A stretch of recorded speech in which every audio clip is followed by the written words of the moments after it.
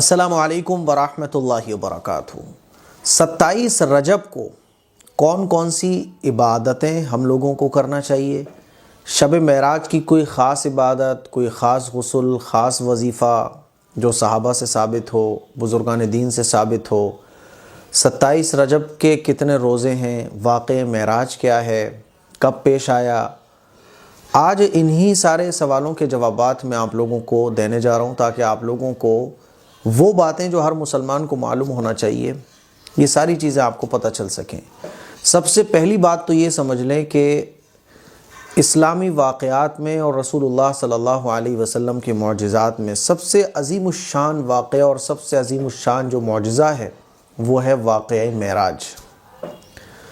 انسانی تاریخ کا سب سے لمبا سفر واقعہ معراج قرآن سے بھی ثابت ہے، حدیث سے بھی ثابت ہے۔ قرآن میں اللہ تعالیٰ 15 پارے میں ارشاد فرماتا ہے، سبحان الذی اسری بعبدہ لیلا من المسجد الحرام الی المسجد الاقصی الذی بارکنا حولہ لنریہ من آیاتنا۔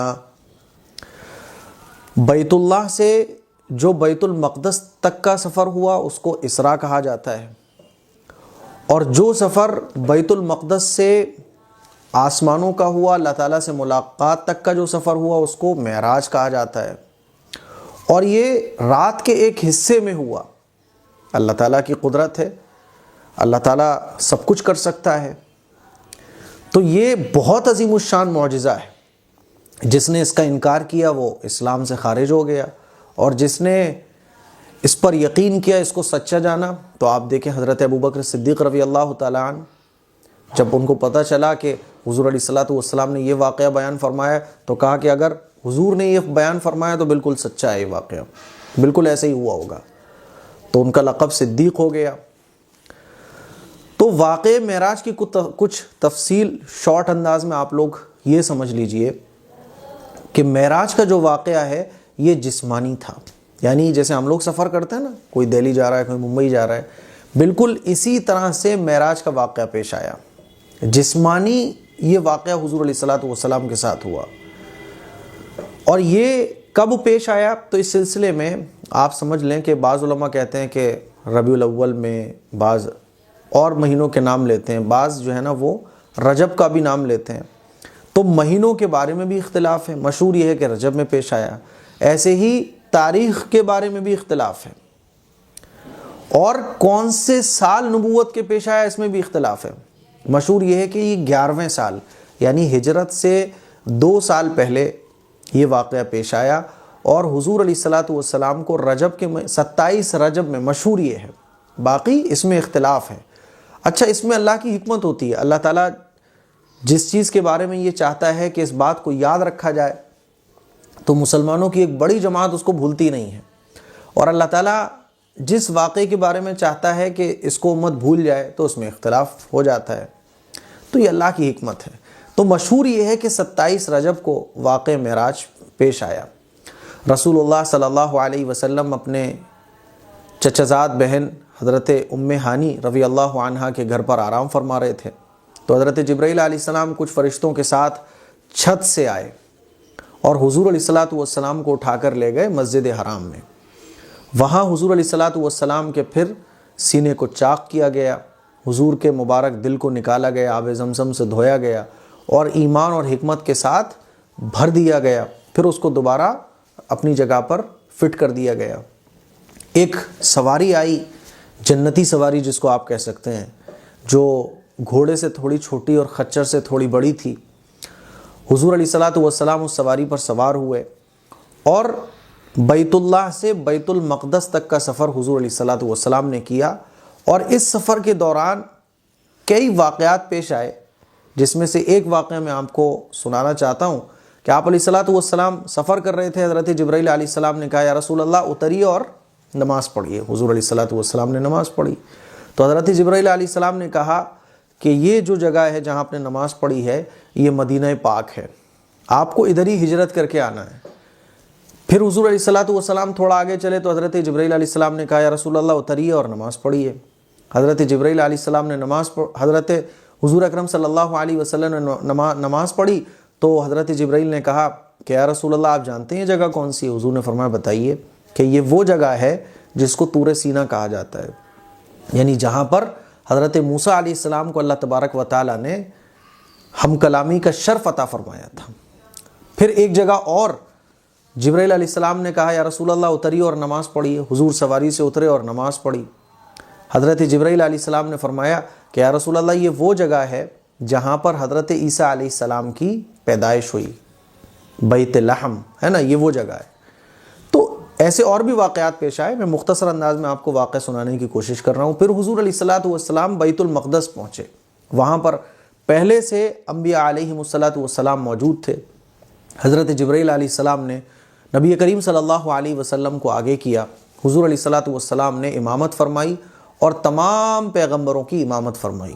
نماز سے فارغ ہونے کے بعد پیغمبروں نے، حضرت ابراہیم علیہ السلام نے، حضرت عیسیٰ علیہ السلام نے اور بھی دیگر پیغمبروں نے جو ہے نا خطبے دیے۔ آخر میں ہمارے آقا محمد مصطفیٰ احمد مجتبیٰ صلی اللہ علیہ وسلم نے خطبہ دیا۔ پھر خطبہ جب کمپلیٹ ہو گیا، اس کے بعد پھر جو ہے نا یہاں سے پھر بیت المقدس سے جو ہے نا وہ آسمانوں کا سفر شروع ہوا، جس کو معراج کہا جاتا ہے۔ آپ علیہ السلام حضرت جبرائیل علیہ السلام کے ساتھ پہلے آسمان پر تشریف لے گئے، پہلا آسمان کھلوایا گیا، وہاں حضرت آدم علیہ السلام سے ملاقات ہوئی، پھر دوسرا آسمان، پھر تیسرا آسمان، اس طرح سے 7ویں آسمان پر حضرت جبرائیل علیہ السلام حضور اکرم صلی اللہ علیہ وسلم کو لے گئے، اور 7ویں آسمان پر حضرت ابراہیم علیہ السلام سے ملاقات ہوئی۔ پھر وہاں سے جو ہے نا جنت اور دوزخ کو دیکھتے ہوئے، طرح طرح کی چیزوں کو دیکھتے ہوئے آپ علیہ السلام سدرۃ المنتہا پر پہنچے۔ سدرۃ المنتہا ایک بیری کا نورانی درخت ہے، اس کی خوبصورتی کو بیان نہیں کیا جا سکتا، اتنا خوبصورت یہ درخت ہے۔ اللہ تعالیٰ کا جب کوئی حکم اس کے اوپر آتا ہے تو یہ چینج ہو جاتا ہے۔ اللہ کے نبی صلی اللہ علیہ وسلم سدرۃ المنتہا سے آگے تشریف لے گئے۔ پھر جب آگے تشریف لے گئے، بہت آگے لے گئے، تب اللہ تعالیٰ سے پھر ملاقات ہوئی۔ نورانی پردے، نورانی حجابات، اللہ تعالیٰ سے جب ملاقات ہوئی، وہاں حضرت جبرائیل علیہ السلام بھی نہیں گئے۔ جبرائیل علیہ السلام سدرۃ المنتہا تک گئے، پھر اس کے بعد حضرت حضور اکرم صلی اللہ علیہ وسلم اکیلے تشریف لے گئے، ہے نا۔ اللہ سے ملاقات ہوئی، اور جب اللہ سے ملاقات ہوئی تو 3 چیزیں اللہ تبارک و تعالیٰ نے نبی کریم صلی اللہ علیہ وسلم کو عطا فرمائیں۔ پہلا نماز، دوسرا سورہ بقرہ کا آخری رکوع، تیسرا کہ کفر اور شرک کے علاوہ اللہ تعالیٰ اس امت کے ہر گناہ کو معاف فرما دے گا۔ کفر اور شرک بھی معاف کر دے گا اللہ تعالیٰ، اگر مرنے سے پہلے کوئی توبہ کر لے، اور اگر کفر اور شرک نہیں کیا لیکن اور گناہ کیے ہیں لیکن توبہ نہیں کر پایا آدمی، تو اللہ تعالیٰ وہ بھی معاف فرما دے گا۔ یہ امت ہمیشہ کسی عذاب میں مبتلا نہیں رہے گی، بشرطے کہ کفر اور شرک نہ کیا ہو۔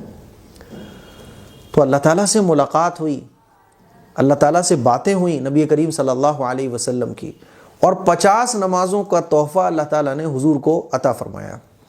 حضور علیہ السلام جب واپس آئے تو حضرت موسیٰ علیہ السلام سے واپسی میں ملاقات ہوئی، پوچھا کہ کیا ملا، تو 50 نمازوں کا تحفہ اللہ کے نبی صلی اللہ علیہ وسلم نے بتایا کہ 50 نمازیں۔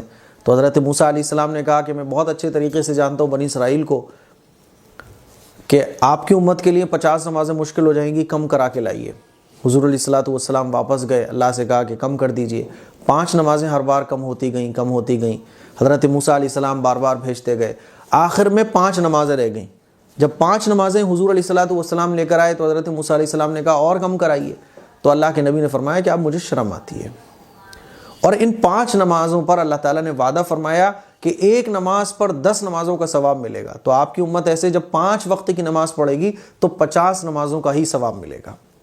پھر اللہ کے نبی صلی اللہ علیہ وسلم 5 نمازوں کا تحفہ لے کر جب واپس آئے تو واپسی میں جنت کے منظر کو بھی دیکھا، جہنم کے منظر کو بھی دیکھا، بہت سارے لوگوں کو ایسے بھی دیکھا جن کو عذاب ہو رہا تھا، بہت ساری عجیب و غریب چیزیں دیکھیں، آسمان کے اوپر جنت اور جہنم کے علاوہ اور جو ساری چیزیں ہیں وہ دیکھیں۔ اللہ سے ملاقات سے پہلے اللہ کے نبی صلی اللہ علیہ وسلم نے قلموں کی آواز بھی سنی جہاں پر تقدیریں لکھی جا رہی تھیں، تو بڑی عجیب و غریب چیزیں دیکھیں۔ پھر حضور علیہ السلام حضرت جبرائیل علیہ السلام کے ساتھ واپس بیت المقدس تشریف لائے، اور بیت المقدس سے پھر بیت اللہ تشریف لے گئے، اور بالکل جب حضرت ام ہانی رضی اللہ تعالی عنہ کے گھر اپنے بستر پر حضور علیہ الصلوۃ والسلام جب پہنچے ہیں تو رات کا ایک حصہ باقی تھا۔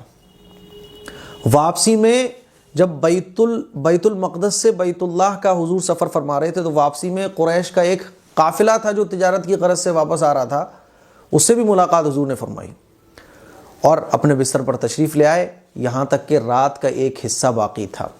پھر جب صبح ہوئی تو اللہ کے نبی صلی اللہ علیہ وسلم نے اس واقعے کا اعلان فرمایا۔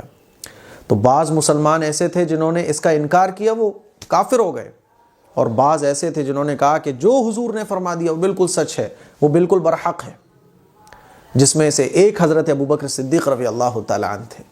نبی کریم صلی اللہ علیہ وسلم نے جب اس واقعے کے بارے میں بتایا تو بعض نے مذاق اڑایا، بعض ہنسے، بعض نے اپنے سروں پر ہاتھ رکھ لیا، اور بعض نے اس کا اقرار کیا کہ جو آقا محمد صلی اللہ علیہ وسلم فرما رہے ہیں وہ بالکل سچ ہے۔ بعض نے جو ہے ٹیسٹ کے لیے، جانچنے کے لیے حضور علیہ الصلوۃ والسلام سے پوچھا کہ اچھا یہ بتاؤ بیت المقدس میں جو ہے نا یہ چیز کہاں پر ہے، یہ چیز کہاں پر ہے، یہ چیز کہاں پر ہے۔ حضور علیہ الصلوۃ والسلام جو ہے نا ایک ایک چیز کا جواب دیتے چلے گئے، ایک ایک چیز کا جواب دیتے چلے گئے۔ تو جس نے انکار کیا وہ کافر ہوا، اور جس نے اقرار کیا وہ صدیقین میں شامل ہو گیا۔ یہ ہے واقعہ معراج۔ یہیں سے مسلمانوں کو 3 انعام ملے، 5 وقت کی نمازیں۔ اس سے نماز کی اہمیت کا بھی اندازہ ہوتا ہے کہ نماز کتنی عظیم الشان عبادت ہے، کہ اللہ تعالیٰ نے ہر حکم حضرت جبرائیل علیہ السلام کے ذریعے بھیجا اللہ کے نبی کے پاس، لیکن جب نماز کی بات آئی تو اللہ نے اپنے پیغمبر کو خود اپنے پاس بلایا اور خود نمازوں کا تحفہ دیا۔ اس سے نماز کی اہمیت کا اندازہ ہوتا ہے۔ تو میرے عزیز بھائیوں، یہ واقعہ معراج ہے۔ اس واقعہ معراج سے ہمیں یہ پتہ چلتا ہے کہ ایک تو نماز کی خوب اہمیت، نماز مسلمان کبھی نہ چھوڑے، نماز کی پابندی کریں۔ ایک نماز پڑھنے کا ثواب 10 نمازوں کے برابر ہے، اور نماز کی اہمیت کا اندازہ آپ اس سے لگائیے کہ حضور علیہ الصلوۃ والسلام کے ساتھ معراج کا واقعہ ہی نماز کی وجہ سے پیش آیا، کیونکہ اللہ کو نماز کا حکم اور نماز کا تحفہ دینا تھا۔ تمام پیغمبروں کی امامت فرمائی، آسمانوں کا سفر طے کیا، اللہ سے ملاقات ہوئی، تب یہ نمازیں ملی ہیں۔ دوسرا کہ سورہ بقرہ کا جو آخری رکوع ہے وہ کتنا اہمیت کا حامل ہے۔ تیسرا کفر اور شرک، یہ کتنے خطرناک گناہ ہیں جس سے بچنا انتہائی ضروری ہے، کہ معراج کے واقعے پر اللہ تعالیٰ سے جب اللہ کے نبی کی ملاقات ہوئی تو کفر اور شرک سے بچنے کی تاکید کی گئی۔ تو یہ تو مختصر میں نے آپ کو بتایا واقعہ معراج کے بارے میں۔ اب اس رات میں ہمیں کرنا کیا ہے؟ تو بھائی اس رات میں ہمیں واقعہ معراج کو ہم پڑھیں، علماء سے سنیں، کتابوں سے پڑھیں، اور اپنی زندگی کو رسول اللہ صلی اللہ علیہ وسلم کے طریقے کے مطابق گزارنے کی کوشش کریں۔ 27 رجب کی کوئی خاص عبادت نہیں ہے۔ دیکھو اگر 27 رجب کی کوئی خاص عبادت ہوتی تو حضور علیہ الصلوۃ والسلام کے ہجرت کرنے سے 2 سال پہلے یہ واقعہ پیش آیا۔ پھر حضور علیہ الصلوۃ والسلام مدینے تشریف لائے، مدینے کے بعد پھر صحابہ کی زندگی، صحابہ کے بعد تابعین کی زندگی۔ کوئی ایک واقعہ نہیں ملتا کہ 27 رجب کو کسی صحابی نے جاگ کر عبادت کی ہو، خاص طور پر اس لیے کہ صاحب 27 رجب کو شب معراج کا واقعہ پیش آیا۔ کوئی خاص عبادت اس رات کی ہو نہیں ہے، کوئی خاص عمل اس رات کا ہو نہیں ہے، کوئی خاص طریقے سے غسل ہو نہیں ہے۔ جیسے کہ بہت ساری یوٹیوب پر ویڈیوز اپلوڈ ہے جس میں بتایا جاتا ہے کہ 27 رجب کی یہ خاص عبادت، 27 رجب کا یہ خاص وظیفہ۔ ارے بھائی، شب معراج کا جو واقعہ ہے وہ اس لیے ہے تاکہ ہم لوگ پڑھیں، سنیں، اپنے ایمان کو مضبوط کریں، نمازوں سے محبت کریں، قرآن و حدیث کے مطابق اپنی زندگی گزاریں، رسول اللہ صلی اللہ علیہ وسلم کے بتائے وہ طریقے کو فالو کریں۔ اس لیے نہیں ہے 27 رجب کہ آپ طرح طرح کے وظیفوں میں رات گزار دو۔ عبادت ہی کرنی ہے تو عبادت کرو آپ، لیکن فرض نمازیں پہلے، فرض نمازیں پہلے۔ اسی لیے کوئی خاص عبادت اس رات کی، کوئی خاص وظیفہ اس رات کا نہیں ہے۔ اور یہ مختصر واقعہ ہے، اس کے علاوہ اور بھی بہت سارے واقعات ہیں جو حدیث سے ثابت ہیں، لیکن جو چیزیں حدیث سے ثابت نہیں ہیں ان کو آپ چھوڑ دو بالکل۔ مجھے امید ہے کہ چند باتیں میری آپ کو بہت اچھے طریقے سے سمجھ آ گئی ہوں گی۔ اس کلپ کو شیئر کریں، دوسروں تک پہنچائیں۔ السلام علیکم ورحمۃ اللہ وبرکاتہ۔